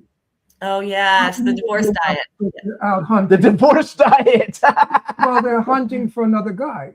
So if these broads would have gotten to a size 2, maybe their husband wouldn't have run off with the 20-year-old girl. Oh. These are my values. Now you have to understand that I should write a book I should write a book, Women That Are Fat Are Stupid, because it goes against you. Fatness goes against you. Society doesn't like you. Clothing doesn't like you. And nobody likes fat people, really. They're nice to them, but but if you're a young, thin, beautiful blonde, they kiss You your don't have to be young. You can be a minute, 50-year-old beautiful They blonde. kiss your ass, doors open like crazy for you. Right. So yeah, there's a, I'm sure doors open for you. You're young, pretty, and thin. they do. Thank you, Ron. So I'm sure Yeah, it doesn't hurt. You don't know the trials and tribulation of fat people who eat incorrectly. I look at people in supermarkets and I see these 300-pound hippos pushing a food cart filled with shit. Doritos and burritos and Baratos and your mother's ass. Everything is in that shopping cart to make you a horse. Well, and there can be an element of emotional eating too. And I know a lot of women struggle with that, and men too, where you're kind of feeding your feelings. And so it helps to have a different outlet for that stress or, anxiety and depression that maybe, the person's feeling. If they start to exercise and they feel that that's making them feel better and it's lifting their mood, it becomes, a natural habit. They want to chase that feeling, and it's a much better pursuit than Cheetos and Pringles and ice cream. I want to go back, you guys. So the name of the book is Still a Snack, Your Midlife Glow Up Guide, Midlife Manual for Every Woman Who Wants Her Feminine Glow Back, Mind, Body, and Skin. Fitness, nutrition, skincare. She's an NASM certified personal trainer. And I think that it's super important because I kind of like 50 has become like the new 30. And it's only going to get better. Have you ever had to struggle with weight, or have you always been because you've had 3 children and you're still pretty thin. You're thin. Have you always been thin? Well, she practices what she preaches. She eats well, and that's why she's thin and pretty. If she didn't, true, but I'll share a story with you, which I think really helped to shape who I am when I hit puberty. So, several years ago, like we all do, my body started to change. And when I was a kid, I could eat anything whenever I wanted. I loved my Milky Ways and pizza and ice cream and all the things. So it probably took like a year or two for it to catch up to me, but I started to put on weight and I wasn't happy about it. So this was when I was like 15. So I had gained, 10 or 15 pounds, and I wasn't overweight, but I just wasn't thrilled. And then my junior year of high school, I did a study abroad program in France. And so this big group of us kids from French class went over. We were placed with a French family. We would live with them, eat with them, go to school with their child who was our age. And we were fully immersed in the culture. And the chocolate croissants over there got the better of me. And I came home another 10 pounds heavier. And I was like, that's it. I got to figure this out. So at this point, I'm 16. It was like March because we were gone for the month of February. So came back in March. The weather was getting nicer and I started running to lose weight. And pretty quickly, I lost like 10 pounds. And I'm like, okay, this is good. But I plateaued. So then I had to look at what I was eating and I had to make adjustments. And so long story short, I lost all the weight. And it was the first time that I had to exercise to get in shape and watch what I was eating. And it all sounds nice and neat right now, but there was a lot of adjusting and experimenting and trial and error. And it was very empowering to do that, like to recognize that I wasn't happy, to take steps to correct what I wasn't happy about, to have to learn from what I was doing and adjust as I went. And ever since then, I have been an exerciser and I've been very into nutrition. Okay. But now you mentioned eating a chocolate croissant made you fat. I didn't eat one, Ron. I ate like I didn't eat one. The croissant does not make you fat. It's the 50 croissants will. It's the frequency of how many you eat in a day or a week that makes you fat. I live on a special diet. Jimmy thinks I'm crazy, but it's okay. I have a certain food on one day, a certain food on another day, because the food on Tuesday will help burn off the food on Wednesday. and it's a whole rhythm I go through. I've kept my weight for all my life. I've never been heavy. I've always been the same weight. And it's all about balancing your food. And I'm sure you agree with this in your book, that balancing your food is important. You cannot eat carb, carb, carb, carb, carb. You must eat carb, protein, carb, protein. This way you balance it off, right? Am I right? You do need balance. The approach that I like to take is, I call it like an 80-20 approach. So I try to eat healthfully about 80% of the time. And then the other 20%, whatever I feel like. And it's not like whatever I feel like in whatever quantity I feel like. But if I want to have a cheeseburger for dinner one night and I've been eating, fabulously all day, it's not a big deal to have a cheeseburger for dinner. Right. So balance is important. I think also, understanding your body. It sounds like this is maybe some of what you've done, Ron, through your own personal researching and experimenting. You kind of figure out what foods make you feel good and what makes you feel lousy, what makes you bloated, what makes you not. Oh, I know all of that. I could tell you, Chinese food I love, but doesn't love me. Yeah. The soup is too much salt in it, so it'll blow me up. I feel salty after I have wonton soup. But I love it, and I eat it once in a while. Right. So I know Italian food doesn't hurt me because I was raised on it. I came from a house where my father was crazy. He was one of these old guineas that if you ever brought a can in the house or frozen food or one of those, things that you buy that's a meal in itself, he'd throw it out the window. My grandmother lived with us, and she was a cook. I used to go to the chicken market with her to pick out the chicken.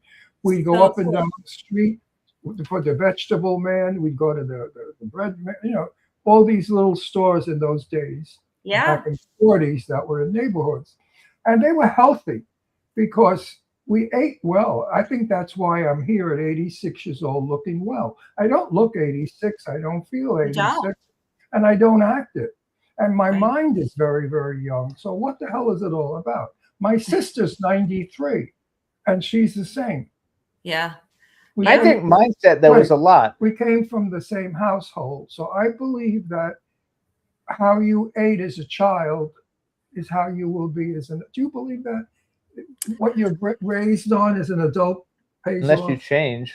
I actually don't 100% believe that because like you're saying, Jimmy, like I think you might change. You might be like you were as a child, or you might say, that's not what I want to do. I'm going to do the opposite.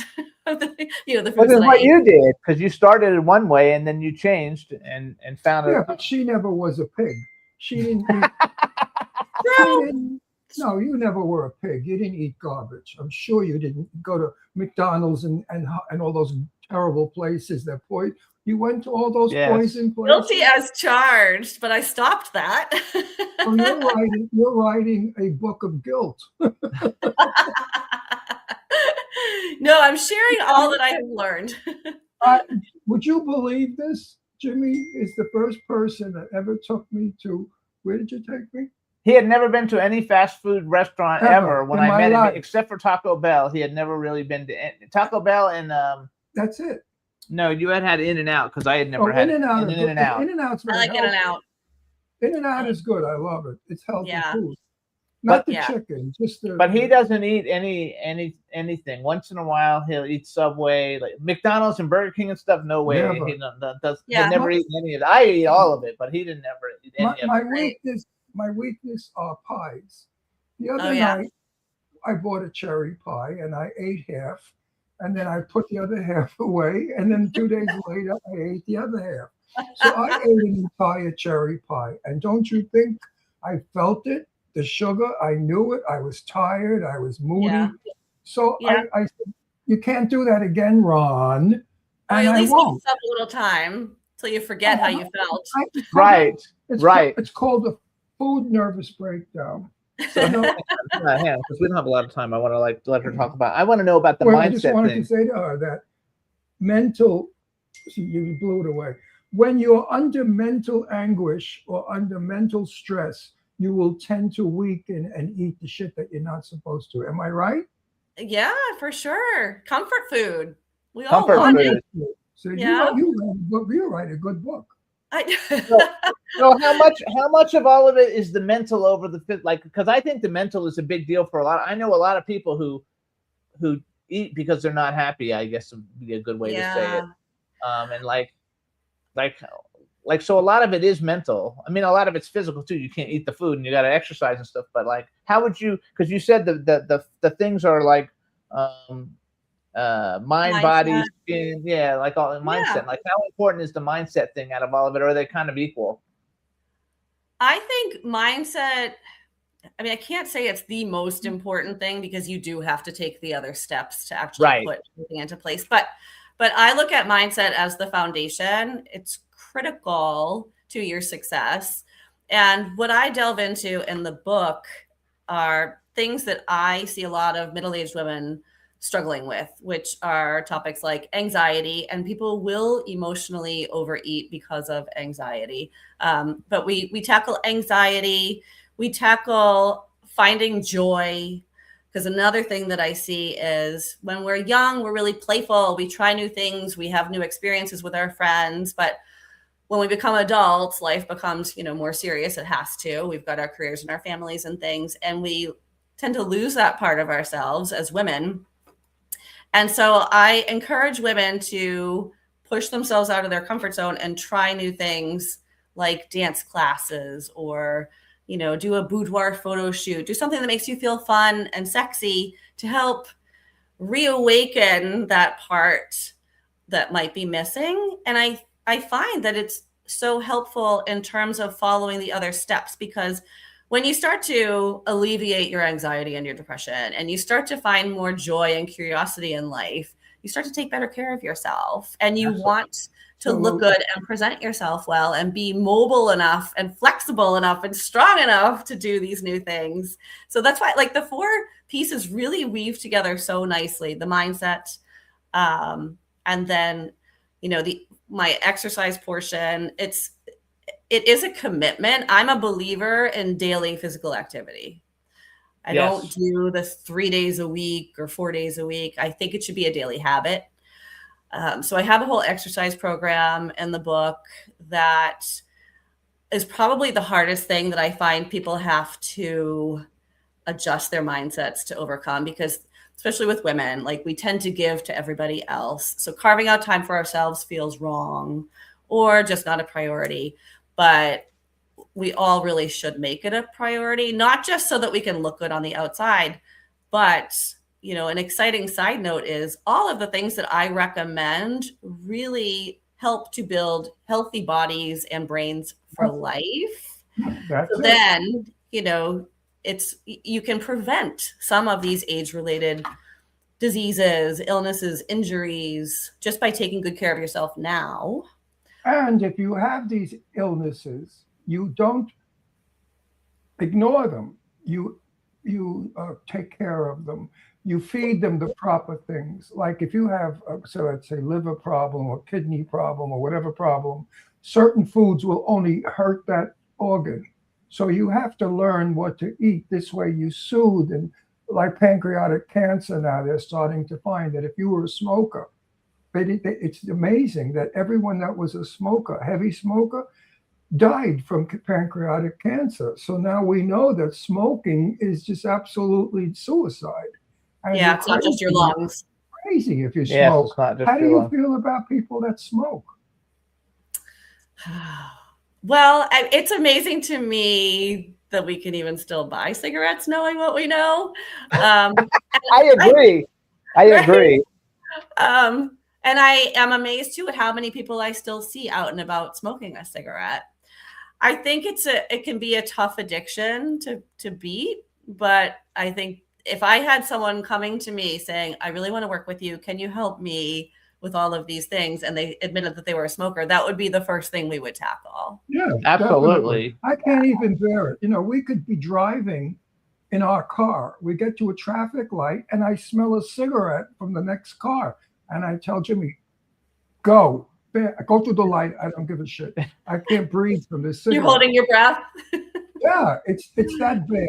It's that how offensive a smell. So hang on a second. I want to go back. So first of all, you guys, the name of the book is Still a Snack, Your Midlife Glow Up Guide.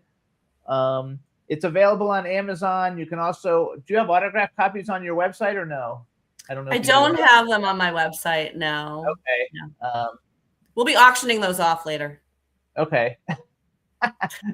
Well, So actually, you should do autographed ones on your site, though. Anyway, that's something to add to Yeah. it eventually down in the future, because it's a cool thing to have. People love autographed books. I have a whole collection of them, so I think they're I fun. have not read your book, but I'm sure if I do, I will agree with everything in it. And I'm not a 50-year-old woman. I just understand that even I, at 50, looked in the mirror and said, "Oh boy, here you go. You're starting to change. Now, what are we going to do about it?" Get Right. sleep, drink plenty of water, stay healthy. Water's an important I thing. don't exercise Water's because good.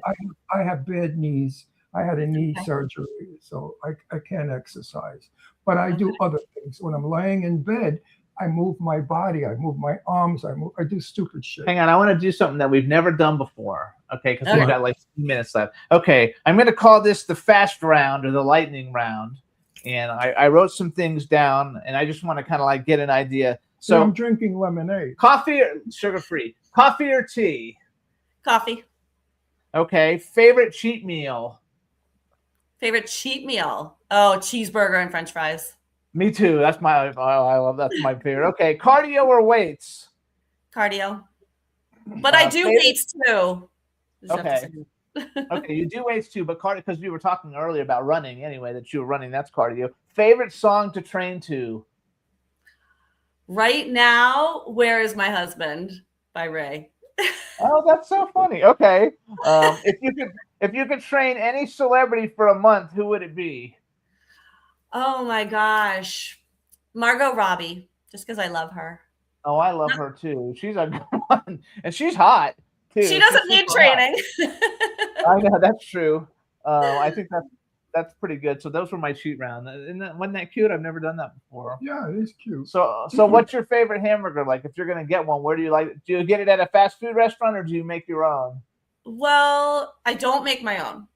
Okay. So if I'm gonna do fast food, I'll do like Five Guys or Shake Shack. I love But that. Oh my my- God, I love Wait, both wait, of which those. one? Five Guys and Shake Shack. They're both great. Bad. Five Guys, they're not very good with their cleanliness. They have rat Oh, droppings. he's a, No, I know all this. he Rat, watches this shit on his I know. Instagram. rat Don't ruin droppings. it for us, Ron. I love Five Right. Guys. I had it 2 nights ago. But Rat I love droppings like and a roasted. big, like thick, juicy burger though. Yeah, me like in too. a I love restaurant. Shake Shack too. We like In-N-Out. In-N-Out's like the I like healthiest. In-N-Out. Yeah. You don't have But- In-N-Out there, But though, you do know, it No. takes. No, You don't In have California. no, but What's they that? don't have Oh, where she lives. They The don't have best it. thing- Listen, there's no big deal. You get a hamburger patty. You throw I it like on a a bun. cheeseburger. Me too. Cheeseburger all Right. the way. You do a piece of cheese, you do a tomato, and there you go. It's wonderful. Onions. No, I don't do don't onions. eat He does. I don't eat hamburgers because they use crappy meat, chopped meat. That's awful. It's not even edible. Some of the meat is not even real. It's manufactured in factories. So I'd like people to know that out there. You're eating fake stuff. So do you make your own? You're better off getting, sirloin or filet mignon, whatever you can afford, and have the butcher grind it before your eyes and then take it home. Make your own hamburger. The taste is out of this world. I hate chopped meat. Jimmy knows that. I never eat. chopped meat. I never eat. I put chopped meat in Me everything too. I cook. Oh, yeah, if I cook a pasta, I may throw chopped meat in to make Jimmy happy. Oh but yeah, the meat- bolognese. Oh, that's my favorite. That's Is my it? absolute favorite. So hold on. So you guys go Tomatoes. to NicoleDeMolpied.com. It's NicoleDeMolpied.com. Again, go to Amazon. It's still a snack. Your midlife glow up guide. It's a really good book, you guys. I think you'll really like it. And if you do you only train people locally, or do you train people like over like Zoom and stuff like that? I can do it virtually too. Yeah. So you guys can go to her website because she's got a place, to work with her on her website where you can contact her. Yeah, And reach if out. you need anything, you can reach out to her there. We want to thank you for coming on. And next time we have you on, you'll know already how to get on, so we Yeah, don't have and- the sound problem. I feel bad that we lost half of your show. Not half a Because minute. there's so many things I wanted to get out to the audience. Tomatoes, the devil's fruit. Like Don't believe tomatoes. loves tomatoes. Tomatoes are the best. They keep me alive. There you Tomatoes go. are wonderful. They're the most healthiest. We gotta go. Oh, listen, I want you. Thank you so much. I want you back. Thank so you. I would love to come back. We can talk I will tomatoes get your again. book out there Yes, we can because talk tomatoes. You know what? Your book can help a lot of people, and I love helping people. Well, And if we could do that, let's do it again. Let's help let's people. do it. Let's All right, do this it. was wonderful. Thanks, you guys. Bye-bye. Bye-bye. Bye-bye. All right, everybody. Thanks for tuning in. We went a little over time, but thank you so much, and we'll see you guys next week. Bye, everybody. Bye-bye. Jimmy, this is MC Alfred and Ozzy. I'm just chilling, Jimmy Star, yo, sitting down and designing. Where every man in the thinking, what are we gonna be wearing?